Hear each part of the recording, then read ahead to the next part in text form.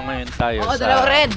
Sigayan Bay Beach Resort na matatagpuan sa Barangay Laia, San Juan, Batangas. So at ito ang kanilang mga contact numbers. Ayan, kita nyo sa screen. At pagpasok nyo pa lang, makakita kagad kayo ng guardhouse. So, at makikita nyo rin na kung gaano kalawak yung parking area dito. Hindi lang siya basta malawak, malilim pa. So, hindi ganong naiinitan ng inyong mga sasakyan.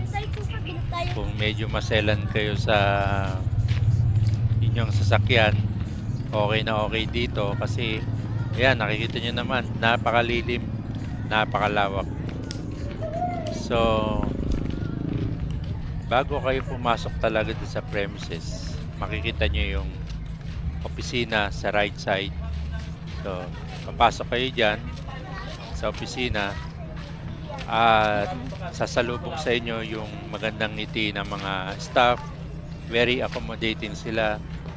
At pagpasok namin, nagbayad lang kami ng balanse and binayad kaagad kami kung saan kami pwedeng tumuloy.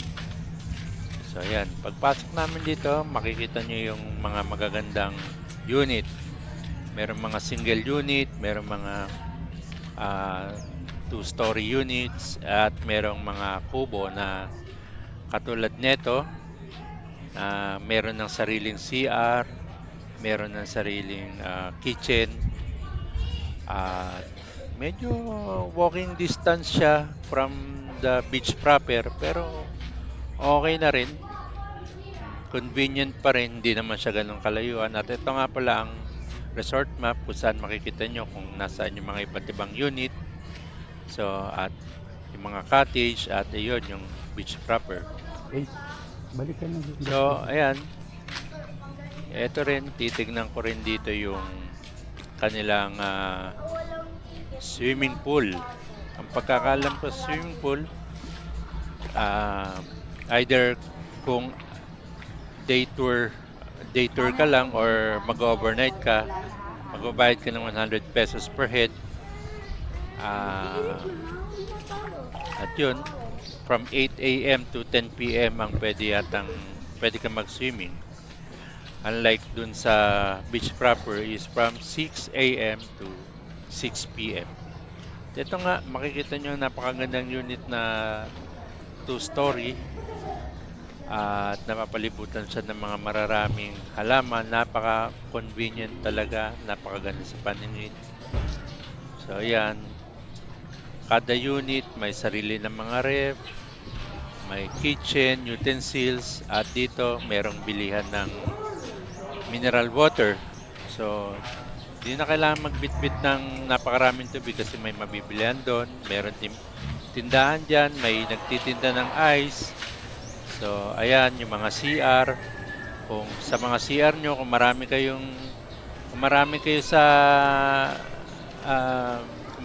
sa inyong kasama, pwede kayong gumamit sa CR na yung tinuro ko. At ito, ayan pa yung mga iba't ibang rooms, mga single story. Ayan, napakaganda. At dito, meron din silang restaurant yata matatawag to. Titignan nyo, napakaganda rin, napakalinis. At maayos na maayos ang itsura. Meron ditong extra room. Hindi ko alam kung anong ibig sabihin yan. Siguro extra room talaga. Tapos sa inyong paglalakad, makikita niyo itong isang malaking puno na napakaganda sa gitna ng daanan. So yan. So eto, lalakad pa tayo. Eto nga pala yung presyo nung mga pagkain dun sa restaurant. So, kung hindi nyo trip magdala ng mga lulutuin, pwede kayong kumain doon sa restaurant na yun. Ito pa yung mga ibang units. Yan, nakikita nyo, napakarami ng mga tao. Thursday to ng Holy Thursday to nang pumunta kami. At eto, nakikita nyo. Ito yung Singay 2 at Singay 1. Ito yung pinakamalapit na unit sa beachfront. Ayun. Medyo natatayo niya yung beachfront doon. At ito, merong ordinances na kailangan yung basahin para yan. At ito, ang iba't ibang cottages na napakaluwag, may mga saksakan. Kung gusto nyong magpatugtog, pwede rin. Ayan.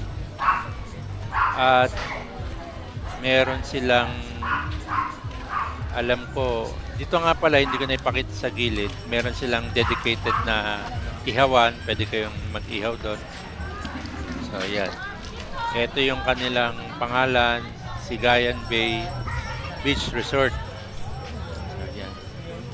Napakagandang kumuha ng picture dyan. At sa gilid niya, merong standalone na video, okay? Maghulog ka lang ng 5 pesos, pwede ka nang kumanta. Ayan. At sa tabi niya, yung mga sila manong na nag-o-offer ng mga activities like banana boat riding, island hopping. Ayan. So, yun. At ito na yung beach proper. Makikita nyo. Ayan. May mga siguro mga company, mga magkakabarkada, mga magkakasama sa kumpanya siguro, magkaka-office mates. Ini-enjoy nila yung Holy Week vacation. Ito, makikita nyo, napakaganda ng tanawin. So, lalapitan ko lang tong isang kayak boat yata to. So, pagkakalam ko niyan, 400 pesos per head. So, magkayak. At ito naman, jet ski. So, ang pagkakalam ko dito, 4,500 pesos per hour. At ito, speedboat. Kung trip mo mag-speedboat, pwede rin, 7,000 per hour.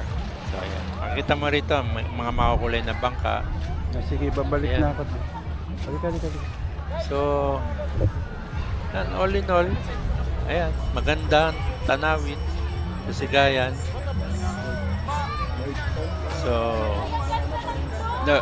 nag-stay kami, kumuha kami ng unit dito sa Sigayan. Sigay room yung pinili namin, yung pinakamalapit sa beachfront. At siguro bago kayo umuwi, so dito, pwede kayo magpa-picture. Yung nga lang, medyo pag magpapa-picture kayo, make sure lang na tsempohan nyo na wala mga taong nakaupo doon kasi maraming mga taong nakaupo doon sa karato lang yun. So, medyo nakakaya namang magpaalis para magpa-picture lang. So, yun. All in all, experience dito sa Sigayan, napaka-cozy ng environment, napakaganda. Yung mga staff, very accommodating. Saka, kung taga Metro Manila kayo, malapit lang to. 4 hours, almost 4 to 5 hours drive to from Manila to Batangas. So, sige na. Subukan nyo pumunta rito, napakaganda. Hindi kayo magsisisi. Bye-bye.